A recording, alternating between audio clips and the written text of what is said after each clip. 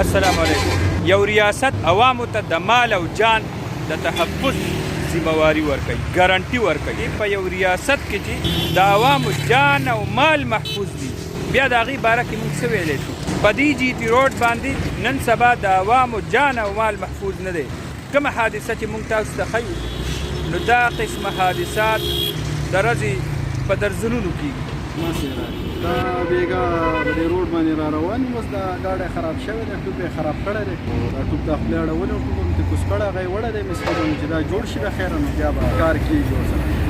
دا روډ ډېر خراب دی. دې روډ د وجې نه موږ د مسئلې مسایل ډېر نقصان خو دا دی چې لکه ځینې خلک په دې روډ باندې را روان وي، نو لکه دا روډ داسې دی چې خلک همیش دپاره ګاډی د کډې نه بچ کوي، نو چې ګاډی ووایي راووایي، نو د هغې سره چې کوم دی نو نور ګاډي هغې سره اکسیډنټ وشي، نو په هغه ډېر خطرناک دی. ولې چې د روډ د وجې نه هم خلکو ته داسې مسلې چې کوم دي نو ډېرې سیوا دي.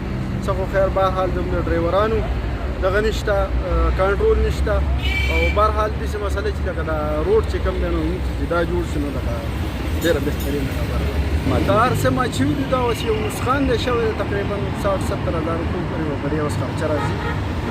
نو اوس به انشاءالله چې دا ټیک شي د خیره، چې بس چې سټارټ شي او روان شي، نو زموږ به بیا اړه مطمئن شي چې دا ګاډی جوړ شو او اوس پرې روان شي. موټروی خو دا دی چې خو موټروی دی، نو په هغې چې ځینو ګاډي ډېر په سا سکون روانې، ډرایور ته پکې هم سکون، ګاډي ته هم سکون او ټول عوامو ته په هغې باندې سکون دی چې څوک پرې ځي. او دا خو جي ټي روډ دی، بس دا خو خراب دی. د دې وجې نه چې کوم دی نو اکسیډنټ دي ډېر یا نورې مسلې، دا ټولې مسلې په دې باندې سم د مرګ په زانګو روان دي. نو بس داسې ورته وایي، ولې چې هر ټایم نو د جنازه په تخته ناست وي، که نه نو یو خو پته نه لګي چې څه ټایم کې واقعیات راځي، او څه ټایم کې مرګ دی، او څه ټایم کې جوړه ده، او څه ټایم کې.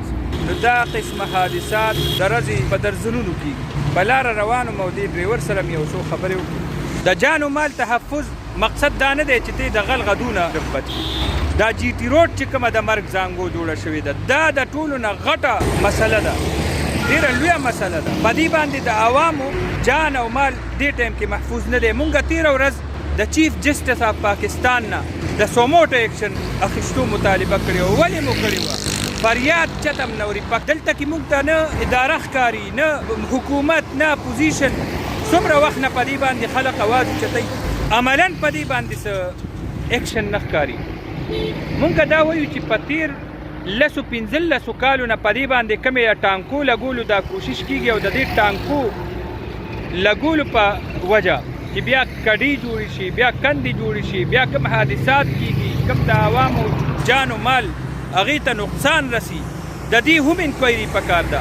او کومو ادارو، کومو کمپنیانو چې تېرو 15 کالو نه په دې روډونو باندې کار کړی دی، دا پیسې هړپ کړي دي، دې کې کرپشن شوی دی، نو پکار دا دی چې د دې انکوایري وشي، او هغه نااهله کړی شي، او هغه د دې ملک بلیک لیست شي. د ریاست ذمہداري څنګه چې په عام حالاتو کې دا یو سړي ته د هغه د جان او مال تحفظ ورکول، داسې په دې مین شاهراه باندې، په دې مین روډ باندې، په دې باندې تحفظ ورکول، دا د ریاست اولینو ذمہ داریانو کې ذمہ داری